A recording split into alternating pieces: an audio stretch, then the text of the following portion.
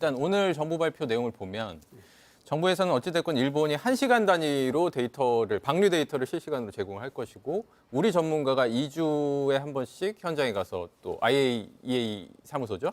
가서 또 현장 확인을 할 거고 또 별개로 우리도 뭐 해양 모니터링 한다든지 뭐 이런 조치들을 할 거라고 얘기를 했는데 뭐 말씀하신 소장님 말씀은 이제 부족하다는 것이고 네. 여기에 대해서는 어떤 입장이십니까? 일단 뭐 이게 확인되지 않는 의혹에 대해서 증거가 차고 넘친다라는 식으로 일단 지르고 보는 건 솔직히 좀 아니라고 생각을 하고요. 네.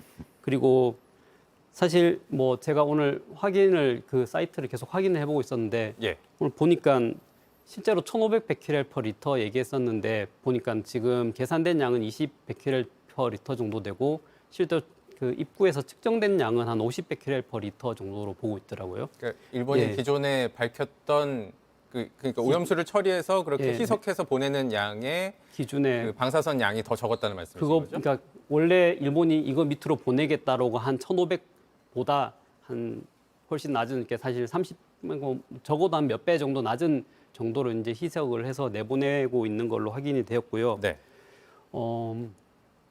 일단 기본적으로 이게 알프스 같은 경우는 이게 정수기 필터잖아요. 네. 생활하수나 공장 폐수 같은 것들을 우리가 정화를 할 때 공장 폐수의 농도가 뭐냐를 보고 정화를 하는 게 아니고요.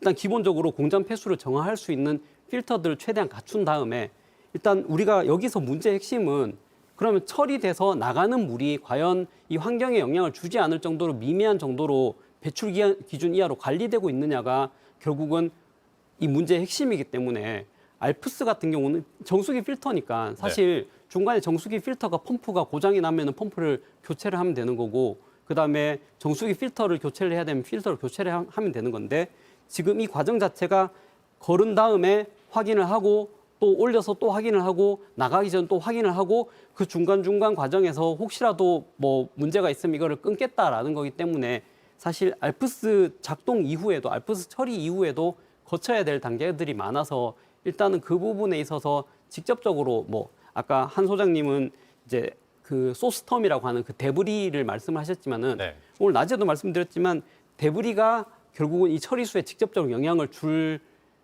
주기에는 너무 중간에 많은 단계들이 있어요. 그러니까 여기서 데브리라 하면 사고가 났을 때 발생한 잔해들이 뭉쳐서 덩어리가 만들어진 거죠. 네. 예. 그게 지금도 많은 방사선을 뿜어내고 있다는 거고. 네. 그렇죠. 방사선을 만들고 있고 방사선 액체를 만들고 용액을 만들고 있는 거고 그다음에 네. 이 데브리를 말씀드린 게 아니고 소스텀이란 거는 알프스에 대해서 이제 사고 초기부터 이렇게 오염된 물을 갖다가 걷어나가 탱크에 쌓아놓은 것들이 있는데 아주 고방사능도 있고 저방사능도 있을 겁니다만은 그런 양에 대해서 정확한 정의를 지금 하고 있지 않고 공개를 안 하고 있다는 거죠. 그 양이 결국은 어떤 것들은 폐하가 높을 수도 있고 낮을 수도 있고 석회질이 많을 수도 있고 낮을 수도 있고 방사능이 높을 수도 있고 낮은 것도 있고 이런 거에 다양한 조합에 의해서 이런 것들이 필터에 그러니까 알프스에 들어갔을 때 제대로 작동되는 경우도 있고 제대로 작동 안 되는 경우도 있거든요. 가장 최근 같은 경우에는 뭐 22년도인가의 그 사고를 보면은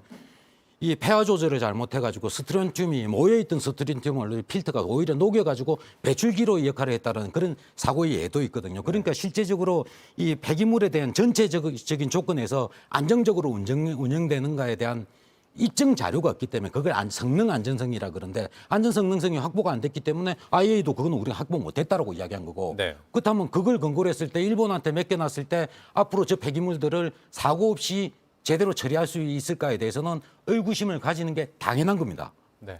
김 교수님 한 번 더 드리겠습니다. 네, 일단 결국은 아까 거듭 말씀드렸다시피 지금 이 문제의 핵심은 과연 그러면 처리된 물이 이제 방류될 때 농도가 충분히 환경에 주는 영향이 미미하게 배출이 될 것이냐 그리고 이걸 우리가 엄밀하게 감시를 하고 이게 영향이 주지 않을 정도로 배출되는 것들을 계속 지켜보고 관찰할 것이냐라는 게 이게 핵심이고요. 예.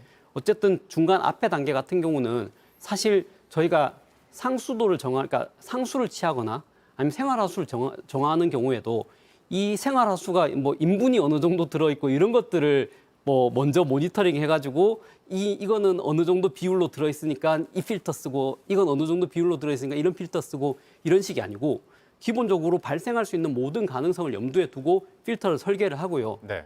그 필터를 설계를 한 다음에 이제 걸러가지고 처리된 물이 과연 기준을 만족하느냐 봤을 때 만족 안 하면은 다시 걸러야 되는 거고요. 만약에 만족을 하게 되면은 그것들을 이제 검사를 한 번 더 한 다음에 희석을 해서 방류하는 그런 절차다 보니까 중간에 이게 뭐 필터의 안전성 검증이라는 문제로 자꾸 이거를 이제 이슈화 시키는 거는 사실 좀 제가 보기에는 네, 이게 그냥 경강부회에 좀 가깝지 않나라는 생각이 듭니다. 그렇지 않습니다. 왜냐하면 필터라는 거는 우리 원자력 발전소에 쓰고 있는 필터들은 이미 다양한 수백 개 이상에서 입증이 됐기 때문에 어떤 조건에서도 며칠 쓰면 된다라는 게 정해진 스펙이 있는 것들이에요. 네. 안정성이 입증됐다는 이야기인데 알프스 같은 경우에는 사실 뭐 세계에서 몇 개 안 되는 필터기 때문에 처음 써보는 필터기 때문에 이거에 대한 안전 성능 제대로 작동하는지 어떤 조건에서 사고가 났는지 제대로 걸러내는지에 대한 백데이터가 존재 안 합니다. 그런데 이걸 갖다가 이걸 작용하는 동경 전력을 믿고 결국 그 사람들이 운영하게 될 테니까요. 잘 하겠지라고 믿고 있었는데 제대로 안 됐을 경우에는 사업자란 말이죠. 어떤 악의의 행위도 할 수도 있다라는 걸 전제하고 우리가 감시를 해야 되는데 그걸 누가 개런티 해주겠다는 거죠. 네. 안녕하세요. 뉴스룸 앵커 최재원입니다. JTBC 뉴스룸을 시청해 주신 여러분 고맙습니다. 더 많은 소식은 JTBC 뉴스 채널에서 만나보시기 바랍니다.